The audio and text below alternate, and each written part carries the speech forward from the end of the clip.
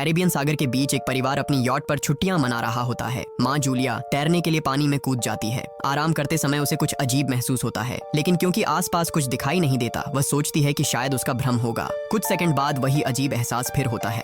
इस बार भी कुछ नजर नहीं आता, लेकिन अब वह घबरा जाती है और यॉट की तरफ तैरना शुरू करती है। तभी अचानक कोई उसकी टांग खींचने लगता है और वह मदद के लिए जोर जोर से चिल्लाने लगती है। उसकी बेटी कैसी हेडफोन लगाकर म्यूजिक सुन रही होती है, इसलिए उसे कुछ सुनाई नहीं देता। पति टॉम और बेटा बेन मछली पकड़ने में व्यस्त होते हैं। जूलिया पानी के ऊपर टिकने की कोशिश करती है, लेकिन मुंह में पानी जाने की वजह से चिल्लाना मुश्किल हो जाता है। थोड़ी देर बाद टॉम को एहसास होता है कि काफी देर से उसने जूलिया को नहीं देखा। वह यॉट पर उसे ढूंढता है और फिर अपनी पत्नी को खतरे में देख लेता है। वह बच्चों को बुलाता है, यॉट को उस तरफ ले जाता है और पानी में कूद जाता है। जल्दी से जूलिया तक पहुंचकर उसे संभालता है और यॉट की ओर तैरता है। बच्चे दोनों को ऊपर खींच लेते हैं। परिवार जूलिया को संभालता है, लेकिन जूलिया खुद को समझाती है कि शायद लहरों की वजह से ऐसा हुआ होगा।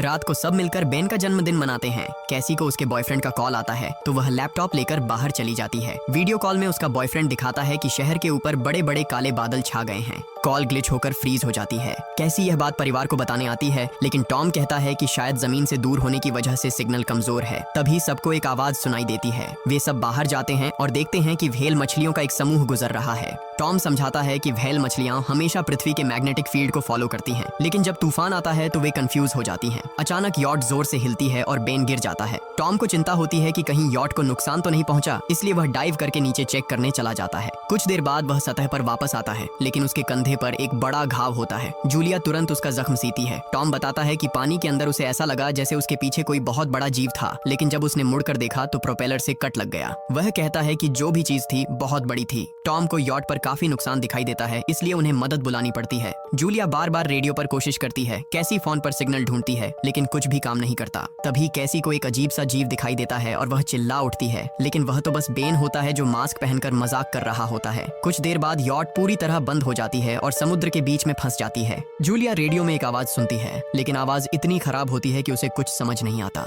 टॉम परिवार को बताता है कि उनके पास सिर्फ 4 दिन का खाना पानी बचा है और अब उन्हें किसी मछली पकड़ने वाली नाव का इंतजार करना होगा। अचानक रडार पर कुछ डिटेक्ट होता है और परिवार को एक अजीब सी आवाज सुनाई देती है। सब दौड़कर बाहर आते हैं और हैरानी से देखते हैं कि कई सारे उल्कापिंड जमीन पर गिर रहे हैं। जहाँ जहाँ उल्कापिंड गिरते हैं वहाँ बड़े धमाके होते हैं। एक उल्कापिंड पानी में उनके पास गिरता है तो टॉम तुरंत यॉट को चलाने की कोशिश करता है। इंजन मुश्किल से चलता है, लेकिन तभी एक और उल्कापिंड उस इलाके को हिट करता है। परिवार डर के मारे एक दूसरे को कसकर पकड़ लेता है। तभी टॉम को समझ आता है कि जो आग के गोले गिर रहे हैं, एक उल्कापिंड पानी में उनके पास गिरता है, तो टॉम तुरंत यॉट को चलाने की कोशिश करता है। इंजन मुश्किल से चलता है, लेकिन तभी एक और उल्कापिंड उस इलाके को हिट करता है। परिवार डर के मारे एक दूसरे को कसकर पकड़ लेता है। तभी टॉम को समझ आता है कि जो आग के गोले गिर रहे हैं वे उल्कापिंड नहीं बल्कि सैटेलाइट्स हैं। उसी वक्त बेन देखता है कि यॉट से धुआं निकल रहा है। टॉम चेक करता है और कंफर्म होता है कि इंजन खराब हो गया है। हवा तेज होने लगती है तो फैमिली यॉट के अंदर छुप जाती है, बिना ये नोटिस किए कि कंपास बहुत तेजी से घूम रहा है।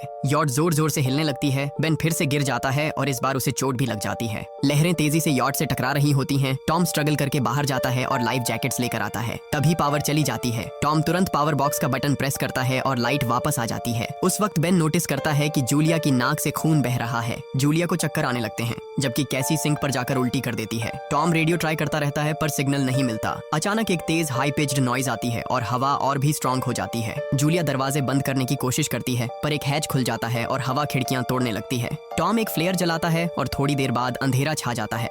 अगली सुबह फैमिली शॉक में उठती है कि वो स्टॉर्म से बच गए हैं, लेकिन यॉट आधी तबाह हो गई होती है। जब वो बाहर आते हैं तो देखते हैं कि समुद्र का पानी गायब हो गया है और यॉट अब जमीन पर अटकी है। सब ये देखकर शॉक में आ जाते हैं। कैसी सिग्नल चेक करती है पर नेटवर्क बिल्कुल डाउन होता है। बेन 2 मरे हुए केकड़ों से खेलने लगता है। टॉम कंपास चेक करता है और देखता है कि वो उल्टा हो गया है। ये आखिरी बार 7 लाख साल पहले हुआ था। कैसी को लगता है कि उसका बॉयफ्रेंड मर गया होगा और वो टूट जाती है। जब जूलिया उसे समझाने आती है तो कैसी उसे दूर कर देती है और छुपने चली जाती है। जूलिया और टॉम बची हुई सप्लाईज देखते हैं। बेन अपने बर्थडे बलून्स एक पत्थर से बांध देता है ताकि शायद कोई बचा हुआ सर्वाइवर देख ले। टॉम फिर रेडियो ट्राई करता है और इस बार एक आदमी से कनेक्शन हो जाता है। उसका नाम नाव होता है और वो एक सबमरीन का कैप्टन होता है। उसकी सबमरीन भी लैंड पर अटक गई है। वो कंफर्म करता है कि मैग्नेटिक पोल्स रिवर्स हो गए हैं, इसलिए ओशन पीछे हट गया है और जमीन डूब गई है। वो कहता है कि उसने अभी तक और सर्वाइवर्स नहीं देखे और कम्युनिकेशन सिस्टम्स बिल्कुल डाउन हो गए हैं। वो मजीद ये भी कहता है कि पोल्स फिर रिवर्स होंगे और शायद एक हफ्ते में समुंदर वापस आ जाएगा। वो फैमिली को वार्न करता है कि जितना हो सके ऊंची जगह चढ़ जाओ, क्योंकि जब पानी वापस आएगा तो वो बहुत खतरनाक होगा। वो बोलता है उसका पार्टनर क्रैश में मारा गया और सबमरीन में बस 3 लोगों की ही जगह है। जूलिया और टॉम उससे कहते हैं कि प्लीज हमारे बच्चों को बचा लो। वो उन्हें अपने कोऑर्डिनेट्स दे देता है। टॉम कैलकुलेट करता है कि सबमरीन तक पहुंचने में 2-3 दिन लगेंगे।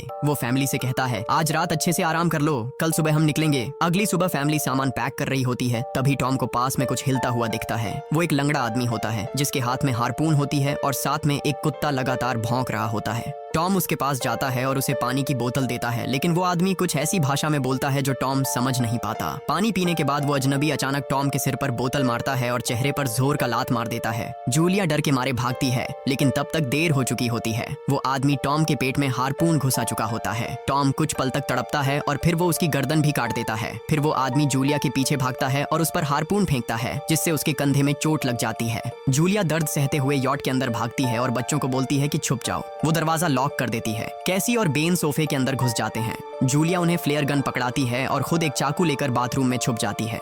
वो आदमी दरवाजे पर जोर जोर से धक्के मारता है और आखिर अंदर घुस ही जाता है। पहले वो थोड़ा खाना उठाता है और फिर यॉट में इधर उधर ढूंढने लगता है, फिर बाथरूम की तरफ जाता है, लेकिन जूलिया समझदारी से एक छोटे छेद से बाहर निकल जाती है। वो आदमी सोचता है कि जूलिया भाग गई, लेकिन जैसे ही वो धीरे से निकलने लगती है, उसका कुत्ता उसे देख लेता है और भौंकने लगता है। कुत्ता उस पर झपटता है तो जूलिया चाकू से उसे मार देती है। कुत्ते की चीख सुनकर वो आदमी बाहर आता है और अपने कुत्ते की लाश देखकर आग बबूला हो जाता है। इस बीच जूलिया यॉट के दूसरे साइड से अंदर जाने की कोशिश करती है। वो ऊपर चढ़कर टूटी हुई खिड़की से अंदर घुसने लगती है, लेकिन वो आदमी पहले ही वहां पहुंच जाता है। वो उसे पकड़कर जोर से मुक्का मारता है, जिससे वो नीचे गिर जाती है। जूलिया फर्नीचर पकड़कर बचने की कोशिश करती है, लेकिन वो आदमी उसे लात मारकर दूर फेंक देता है। फिर वो उसकी कलाई पर पैर रख देता है ताकि वो चाकू छोड़ दे, और फिर उसके बाल पकड़कर उसका चेहरा जमीन पर दे मारता है और सोफे पर फेंककर उसका गला दबाने लगता है। बच्चे ये सब कुछ देख रहे होते हैं। कैसी बाहर निकलकर फ्लेयर गन चलाती है जो सीधा उस आदमी को लगती है। वो जल उठता है और यॉट में आग फैलने लगती है। बच्चे तुरंत भाग जाते हैं, लेकिन जूलिया वापस आती है। वो उसे एक किक मारकर गिराती है, मैप और बैग उठाती है और वहां से भाग जाती है।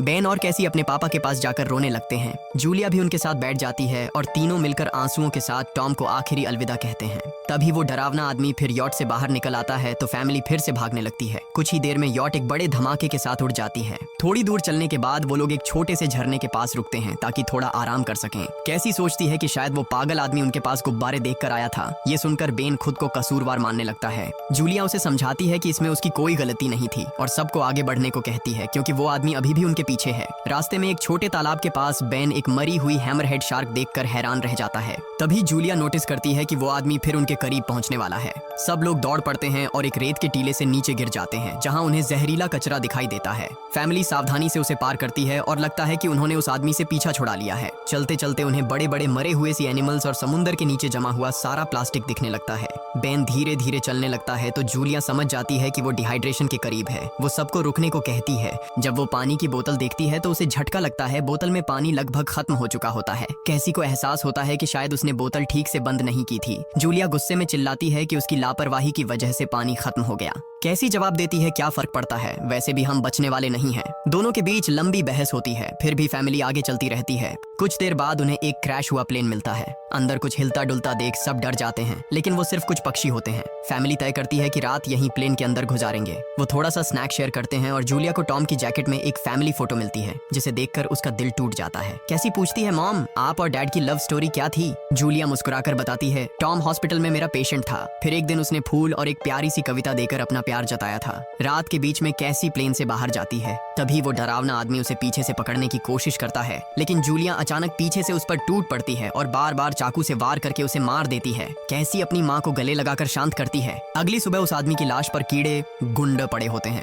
फैमिली नोटिस करती है कि उसके शरीर पर कई काटने के निशान हैं, मतलब इस एरिया में कोई खतरनाक जीव छिपा हुआ है। जैसे ही वो लोग वहाँ से निकलते हैं, केकड़े उसके मुंह से बाहर निकल आते हैं। कुछ घंटों बाद जूलिया और कैसी मैप देख रही होती हैं, लेकिन बेन धीरे से आगे निकल जाता है। जूलिया चिल्लाती है, रुक जाओ, लेकिन बेन एक तालाब में झुककर कर पानी पीने लगता है। जूलिया तुरंत उसे खींचकर बाहर निकालती है और समझाती है कि अनजान पानी उसे बीमार कर सकता है। धूप बहुत तेज हो जाती है तो फैमिली अपने सिर कपड़ों से ढक लेती है। बेन को चक्कर आने लगते हैं। तभी उन्हें कुछ पुराने कुर्सियां मिलती हैं और जूलिया कैसी उनसे एक टेम्पररी शेल्टर बना लेती हैं। जूलिया बेन को इंजेक्शन लगाती है और तय करती है कि वो रात वहीं बिताएंगे। सुबह जूलिया एक अजीब सी आवाज सुनकर उठती है। बाहर जाकर देखती है तो क्रैब्स का एक बड़ा झुंड उनकी तरफ आ रहा होता है। वो तुरंत बच्चों को उठाती है और तीनों भागना शुरू कर देते हैं। भागते भागते उन्हें एक बड़ा कार्गो शिप दिखाई देता है। वहाँ 3 क्रू मेंबर्स जिंदा होते हैं। एक औरत उनकी मदद करना चाहती है लेकिन बाकी 2 आदमी मना कर देते हैं और तीनों फैमिली को बाहर छोड़कर कंटेनर लॉक कर लेते हैं। क्रैब्स पास आ जाते हैं। जूलिया बच्चों को कंटेनर के ऊपर चढ़ाती है। खुद जब चढ़ने लगती है तो क्रैब्स उसके पैर को जोर से काट लेते हैं। बच्चे उसे खींचकर ऊपर चढ़ाते हैं, नहीं तो वो नीचे गिर जाती। कंटेनर के एक छेद से आधे क्रैब्स अंदर घुस जाते हैं। क्रू मेंबर्स फायरिंग शुरू करते हैं लेकिन क्रैब्स उन पर हावी हो जाते हैं और दोनों को मार डालते हैं। आखिरी आदमी छत के होल तक पहुंचता है लेकिन क्रैब्स उसे भी नीचे खींच लेते हैं और वो भी मर जाता है।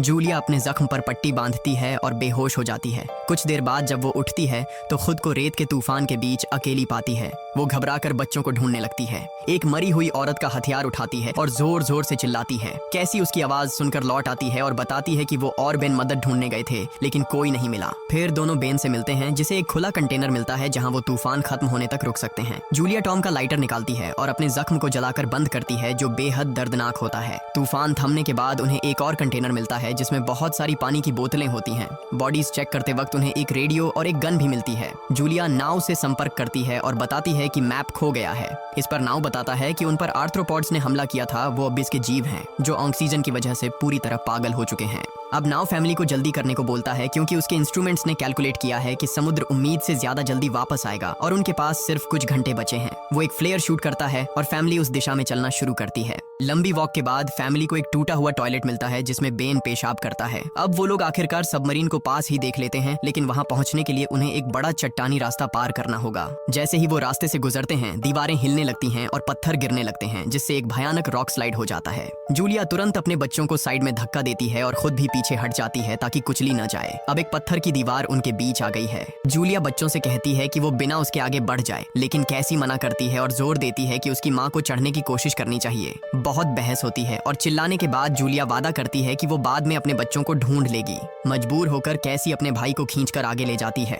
बच्चे चट्टानी रास्ता चढ़कर सबमरीन की तरफ भागते हैं लेकिन वहां पहुंचकर देखते हैं कि नाव बाहर खून में लथपथ पड़ा है। वो समझाता है कि उसके लिए सब खत्म हो गया है और अब बच्चे सबमरीन ले सकते हैं। ये सोचकर कि एक एक्स्ट्रा जगह होगी कैसी वापस अपनी माँ को ढूंढने भागती है। तभी जूलिया केकड़ों को आता देखती है और वो फायरिंग शुरू कर देती है। कुछ केकड़ों को वो मार देती है लेकिन झुंड बहुत बड़ा होता है और सबसे लड़ना मुश्किल हो जाता है। उसी वक्त कैसी दीवार के ऊपर दिखाई देती है और हाथ आगे बढ़ाती है तो जूलिया अपने घायल पैर के बावजूद तेजी से चढ़ना शुरू करती है। कैसी की मदद से वो दूसरी तरफ पहुंच जाती है और दोनों साथ में सबमरीन की तरफ भागते हैं। बेन पहले से ही ऊपर खड़ा होता है और फायर खोल देता है ताकि केकड़े डिस्टर्ब रहें जब तक फैमिली ऊपर चढ़ जाए। केकड़े नाव के शरीर तक पहुंचते ही तुरंत उसे खाने लग जाते हैं। जूलिया गन उठाती है और फायरिंग जारी रखती है जब तक बच्चे अंदर चले जाएं। जब वो सुरक्षित हो जाते हैं जूलिया समझती है कि गोलियां खत्म हो गई हैं तो वो गन केकड़ों पर फेंक देती है और अपने बच्चों के साथ अंदर चली जाती है। फैमिली हैच को अच्छे से लॉक करती है और खिड़की से केकड़ों को सबमरीन के चारों तरफ देखती है। इसी वक्त समुद्र वापस आ जाता है तो तीनों तुरंत अपनी सीटों पर बैठकर बेल्ट पहन लेते हैं और एक दूसरे का हाथ पकड़ लेते हैं।